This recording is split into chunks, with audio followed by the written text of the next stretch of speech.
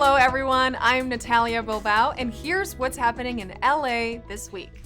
Staffers from Council District 8 were on hand for the arrival of brand new shipping containers to the Isla Intersections project site.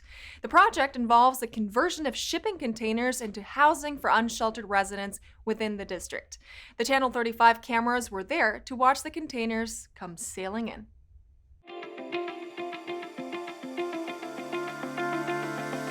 So we're here today in South LA at the intersection of Broadway and Imperial to celebrate and just acknowledge the progress that we're making here in this exciting project to combat homelessness, Isla Intersections. So this is permanent supportive housing units made entirely of not even refurbished, brand new shipping containers that are arriving on site today. As you can see, they're being stacked and assembled on site, and the whole purpose of us doing it using this process is to expedite the time it takes to build more permanent supportive housing for people experiencing homelessness. Once all of the containers are on site, which is going to happen, over the next few weeks, assembly should take about 6 months. So we're looking at early 2022 for this project to be completed. So Isla Intersections has 63 units of permanent supportive housing, and in addition to the housing, it also has permanent supportive services for people who are living on site. So people will be able to live here, access the help that they need, whether it's mental health issues, substance abuse, employment resources, or whatever. They'll be able to access all of that on site. Isla Intersections is part of Councilmember Marquise Harris Dawson's efforts to combat homelessness. It's one of over a dozen permanent supportive housing projects that have been approved in the district. It's part of over 1,000 units of permanent supportive housing that have been approved. The council member is a big believer that permanent supportive housing should be a community asset. So in addition to the units, for people experiencing homelessness, this entire side street is going to become a paseo where you'll see like the markets that already exist here, given the opportunity to expand. It's going to become a slow street to mitigate oncoming traffic. We'll have other shops, we'll have vendors, we'll have opportunities for the community to get involved. So even though this is homeless housing, the council member is really focused on making it an asset that'll benefit the entire community. While many of us know to stay out of the sun during summer, that doesn't necessarily mean you have successfully escaped the heat. LAFD Public Information Officer David Ortiz took an afternoon to share helpful habits for you and your family as the summer temperatures soar. It's crucial that we do not leave pets and children inside cars, even just for a minute. Temperatures, especially when they're over 100 degrees, can rise very quickly inside a hot vehicle to 30 degrees above the existing temperatures outside. The dangers and consequences are heat exhaustion and possible heat stroke. And those are medical consequences that can actually put people's lives or pets at risk. So there are different methods to try to remember to take the child out of the baby seat in the back. So maybe having a teddy bear that you leave in the back or putting your purse in the back seat will force you to look in the back. It's very easy to get distracted and forget that we are leaving a child or a pet in the back seat. You should try avoid leaving an elderly person in the car, but if you must leave the person in the car, make sure the air conditioning is working inside the vehicle and it's maintaining the vehicle's temperature cool enough for them not to suffer. There is a difference between heat stroke and heat exhaustion. The main difference is that heat stroke will require medical intervention. When someone is suffering from heat stroke, their temperature does not compensate anymore. They stop sweating, their heart starts racing, they become weak and dizzy and pass out, and it is something that is endangering their life where they need immediate medical attention. When someone suffers heat exhaustion, the person's body is compensating for the high temperatures and putting them in a shady spot, giving them cool liquids to sip, and providing cooler temperatures will immediately reverse the condition. Well, we can prevent heat stroke and dehydration by planning ahead and making sure that we are drinking plenty of fluids way ahead of time.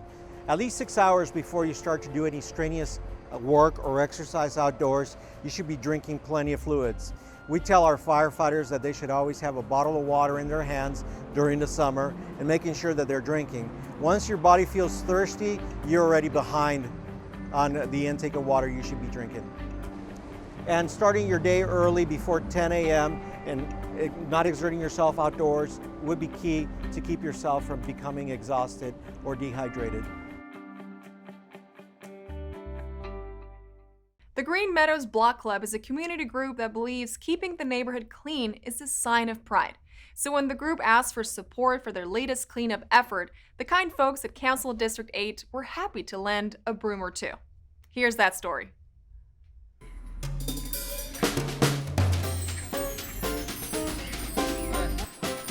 This morning we came here to support a community cleanup that was basically organized by the Green Meadows Block Club. El evento de hoy es una limpieza comunitaria aquí en el área de Southeast de la policía, de la 109 hasta la 106. Prácticamente hacemos la limpieza en las calles para tratar de que las calles estén un poco limpias porque estamos un poco cansados de tanta basura que hay y tratamos de colaborar un poco en la comunidad. We heard about this through the neighborhood council meeting, and the Green Meadows Block Club came up to us and were like, hey, would you be able to support us through, tools, basic necessities for a community cleanup? And we said yes. And they were the ones who really put this together, reached out to the cadets at the LAPD station. They asked us to come in as well. They talked to some of their neighbors and, the local residents. So yeah, they're the ones that really put it together, and we sort of facilitated getting everything here so that they could just start smooth.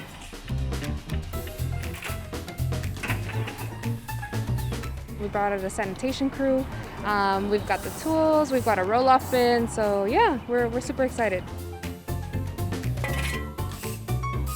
Walk-ups are always welcome, and the more, the better.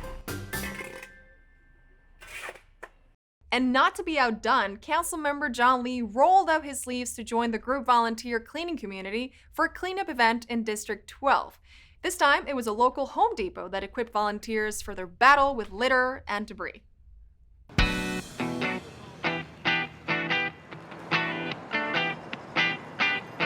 My office, Council District 12, is partnering with Volunteers Cleaning Communities. It's an organization that was born out of my district of just inspiring people to clean up the neighborhoods and their communities around them. We found a partner in Home Depot because we found a lot of willing people, but we also needed some tools. And so we reached out to Home Depot, and Home Depot was great enough to provide us with all these different tools. We are donating cleaning items. We have trash bags, we have nifty nabbers, we have some rakes, some shovels, and some of our hound dog poop hounds to help facilitate the cleanup easier.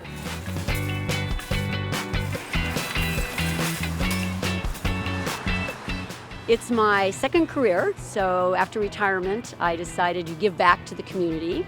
And I've always known that I wanted to change the mindset of littering in America, actually, so that we don't litter. We take responsibility for our litter, like they do in Japan.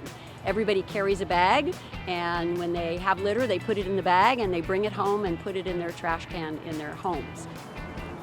I grew up in the West Valley, going hiking with my family and friends, and I see the destruction between trash, spray cans, the graffiti that's all over the rocks in Chatsworth. So I've been working with other teams to remove the graffiti. What we're doing is encouraging people in our communities that when they're out there going for a walk, to just pick up trash as they're going along. It feels good to make some difference. We can't fix it all, we can't clean it all, but we're kind of hoping that by being out there in more bodies that other people will see it and kind of take action themselves. Take a walk, take a bag, take some litter off the street.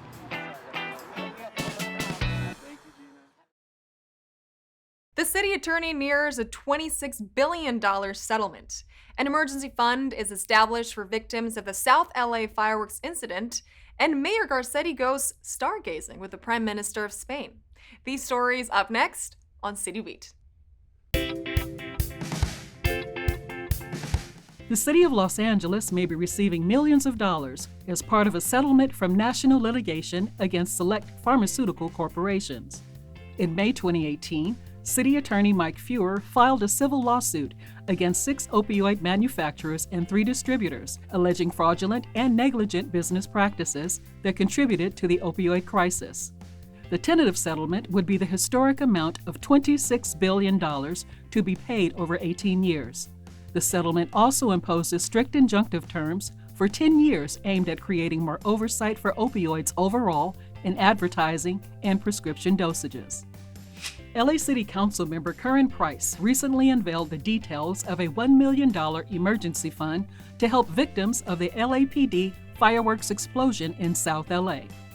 The fund was established to ensure that all individuals directly impacted have had access to their basic needs like clothing, emergency housing, and 3 meals a day. The emergency fund was made possible from Price's own office budget by reallocating dollars from District 9's new Environmental Equity Reimagining Public Safety program. Mayor Eric Garcetti and Pedro Sanchez, Prime Minister of Spain, toured the NASA Jet Propulsion Laboratory together during the Prime Minister's visit to Los Angeles. The officials toured the command center where several Mars rover missions are helmed. The officials also took time to talk with a handful of Spanish engineers currently working at NASA JPL. The tour was a great opportunity for Mayor Garcetti and Prime Minister Sanchez to share in their mutual interest for space and technology. We just showed you how Councilmember Curran Price has created an emergency fund to help the victims of the 27th Street fireworks incident. Now, let's take a look at the human impact on the neighborhood.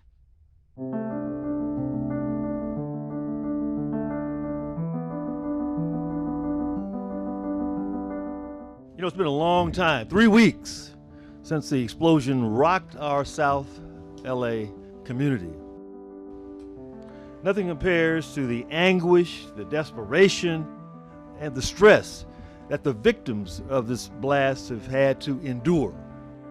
The community was evacuated and some homes were yellow tagged and red tagged. So on Sunday, July 4th, we opened up this local assistance center to provide resources for the community so that their lives can get back on track.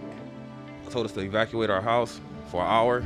So after an hour passed, I came back and I parked west of San Pedro Street on 27th, and one of the cops were like, they're gonna have a little puff, they're gonna sweep it up and you guys gonna go back in your house. Next thing I know, I hear the biggest explosion and the biggest thump on my body I've ever felt in my life. And like, I played football, college football, and this is something that terrified me. Those people got to go home to their homes and they're okay, because I know they don't live in that neighborhood. So they got to go home. First day, we didn't know what was happening. The first night, we actually stepped in our car across the street from the 28th School Elementary School. We didn't know where to go until the next day. We appreciate everything they're doing for us. You know, I had to go to the hospital, nothing serious, but I had a head injury that they couldn't rule out a concussion for it. But I still kept my head on the game. You know, I went to work with 3 weeks worth of headaches. You know, I even lost my job due to this because my employers thought I was high just because my eye is messed up right now. You know, and that's not fair to us, you know, like he said it. What kind of man is somebody that can't provide for his family? And that's exactly who I am. If I can't provide for my family, then what kind of man am I? 2 years ago, we just came out of being homeless. So this is a big trigger for us. This is something that we really don't appreciate. But at the same time, we understand, you know, the city has so much funding, the nonprofits can only do so much. And we appreciate everything everybody's doing. But right now, we just want our life back. You know, our life is on hold. You know, we don't know what to do. Our main focus right now is to get these folks back in their homes, and we're providing all the resources that we can and that they need so they can have a safe place to go back and reside. Hola, buenos días. We're happy to be able to bring these fresh food items and packaged goods and hygiene items so that these families can come back to some sort of normalcy during these next few weeks as they go back home. ¿Cuántas personas son su familia?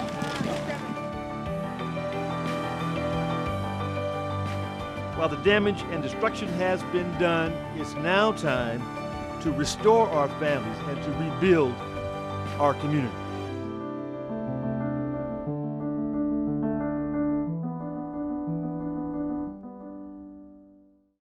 closing its doors due to COVID-19, the Discovery Cube has recently reopened. Councilwoman Monica Rodriguez was among the first to welcome science lovers of all ages back to share in the wonder and exploration of science.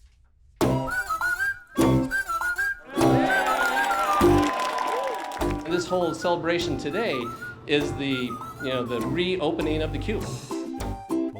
Today we're at the Discovery Cube here in the 7th District, where our kids are being able to enjoy this beautiful space and engage in passive and active activities related to science.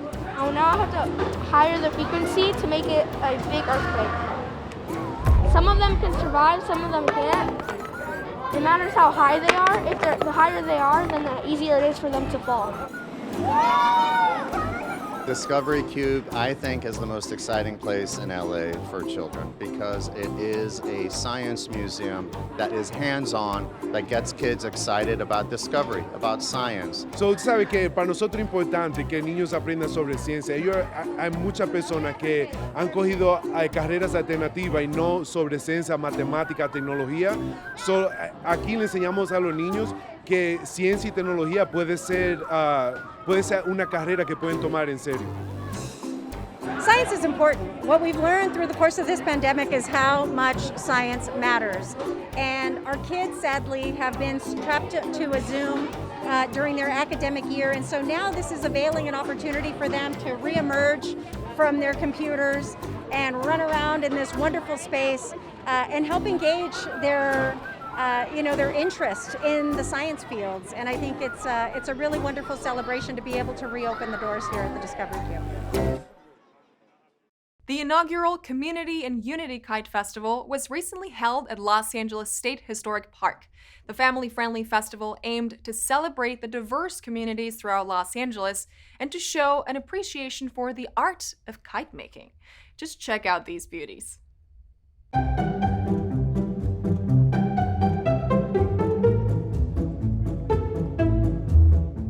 We have here a kite festival.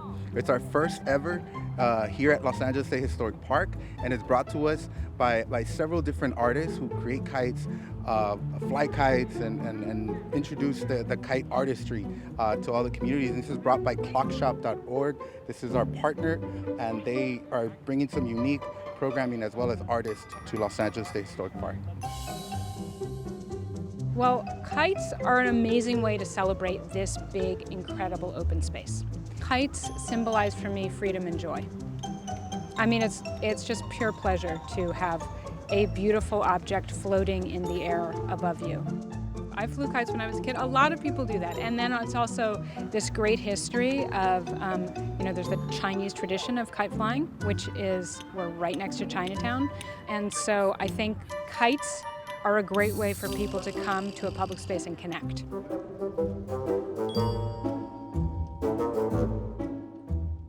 About 8 years ago, I got cancer, and I thought I need to be active more. And then I started flying more kites, and I'm living longer than the doctor thought I would because of the kites, I believe. It just makes my heart so young. When I was 5 years old, my dad had kites, and we'd put them up, but nothing like what we see here. These different kinds of kites. And this big ball here, I made this one up myself on the sewing machine. You try, and if you make a mistake, you try it again. And that's my time machine. I've been at different festivals and seen these guys. Some of them I haven't seen for a couple of years. And we meet up again. Hi, how are you? What have you built now? And we're always building something new. It's like a family, a brotherhood. If you want to learn more about the annual Kite Festival, you can go to clockshop.org. I hope that more people come and learn about the history of this park and enjoy public space. In preparation for the new school year, the organizations Blue Shield Promise and LA Care set out to distribute 25,000 backpacks to LA students in 9 locations. Channel 35 was there to catch the food and backpack giveaway being held in Boyle Heights. Take a look. We're so proud to be here in Boyle Heights today. This is only one of the 9 locations where we'll be throughout the next month. We are distributing 25,000 backpacks. At this event, we're also distributing food. We want to make sure that children and families have food on the table as they begin their new school year, and that they begin their new school year with a lot of positivity and a lot of success. Una buena nutrición y artículos escolares se ha demostrado que es muy importante para el aprendizaje de los niños. Y aquí estamos nosotros apoyando, estamos entregando cajas de alimentos, verduras saludables, frutas y también cajas de pasta, lo que les gusta a los niños. Es ayuda para la comunidad, como estamos en este momento en la pandemia. No hay dinero, entonces es muy difícil, por eso ayuda a la comunidad. A lot of these families were contacted by both health plans, and they also received information through our social media. So we encourage folks to follow us on social media and to also visit our websites, both Blue Shield Promise and LA Cares. We have a new center at Blue Shield Promise, specifically focusing on all the news and activities happening in the community and available to our members. Es muy importante porque pues ayuda y nos hace sentir un poco mejor.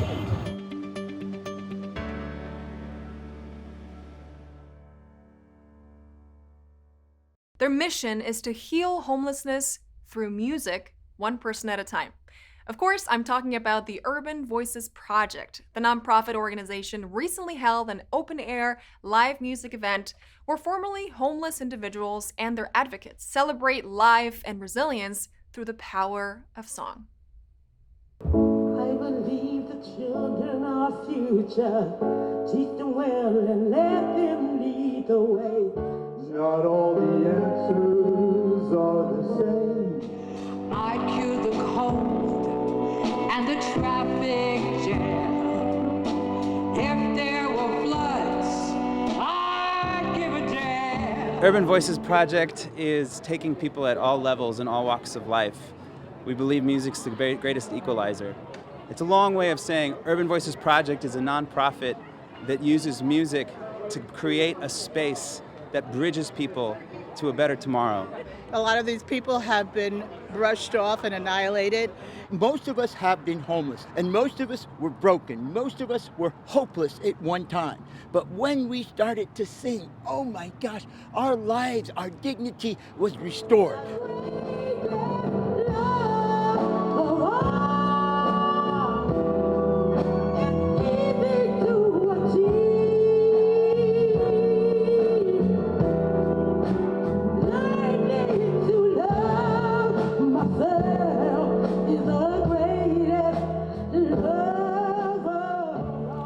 I've been singing ever since I was a little girl, 7 years old. I've sung in different churches, different choirs. And I've been through a lot. And when I get with Urban Voices, it makes me real happy.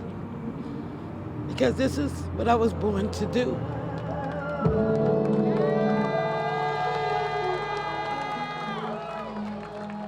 Some people were on the streets just as recently as this year. Some people are still bouncing off to different kind of temporary housing situations. And some people here, their homelessness story ended 10 years ago, but they're here because they're advocates. Music is a form of medicine. It really is. People tend to forget their troubles, forget their pains, and they end up having joy and hope. This is how I can be the change I wish to see change in Skid Row, is by doing what I love with the people I love. And so I ask everybody to look at homelessness differently, not to look at them as animals existing on the street, but to see what they love so that they can create things they need. Everybody needs to be loved. Broken no more. My dignity is restored.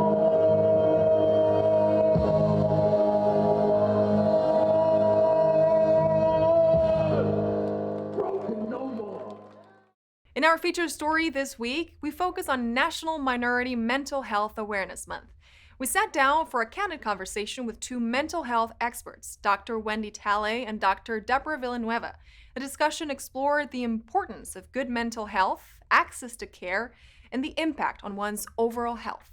Take a listen.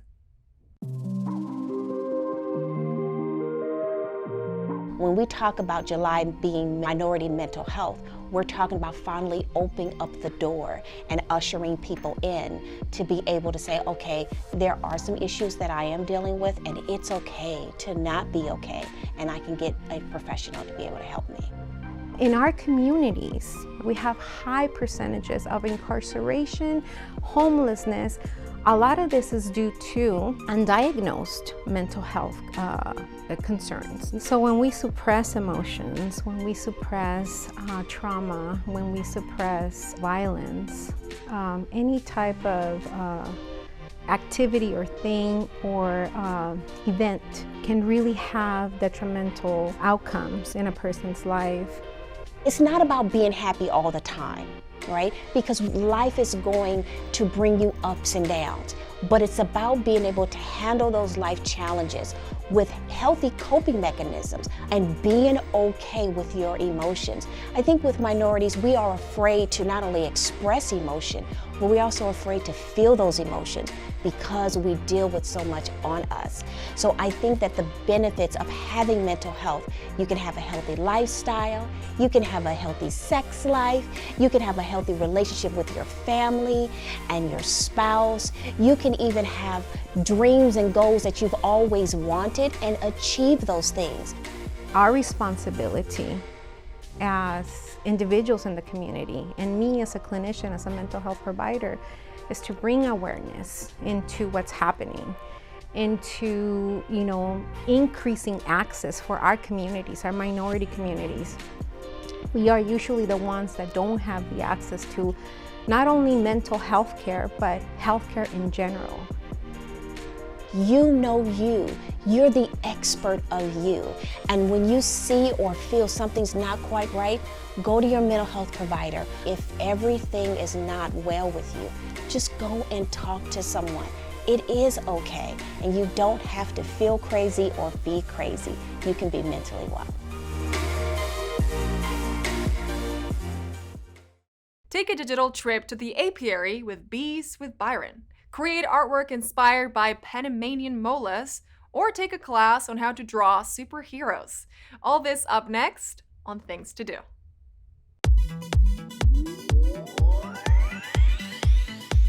The Los Angeles Public Library brings you another slice of LA culture with its latest addition to their LA Made series, Bees with Byron.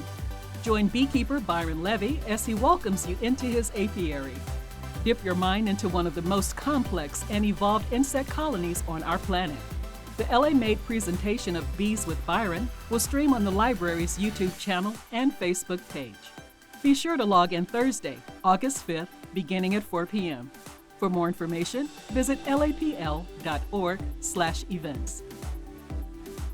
Calling artists of all ages, the Canoga Park Youth Arts Center wants you to take part in their World Art Theme Drop-In Workshop. Participants will create artwork inspired by Panamanian molas, a traditional textile craft made from layers of colored fabric and cut using applique techniques to create patterns and pictures. For a registration link, visit facebook.com/culturela/events. You are invited to join professional animator Evan Burse for a crash course in drawing comic book characters. Evan has worked on a number of popular animated shows, including Teen Titans, Scooby-Doo, Black Panther, Batman Brave and the Bold, and Hulk. And he's ready and willing to share his tips and techniques with you. The Zoom session will be happening Wednesday, August 4th at 3 p.m. To get in on the action, please email cnichols@lapl.org for the Zoom information. And that's a look at some things to do. And that's it for this edition. I'm Natalia Bilbao, and from all of us here at LA This Week, thank you so much for joining us. A reminder that you can catch us online at lacityview.org, and we're also on Facebook, Twitter, and YouTube. See you next time for more LA This Week.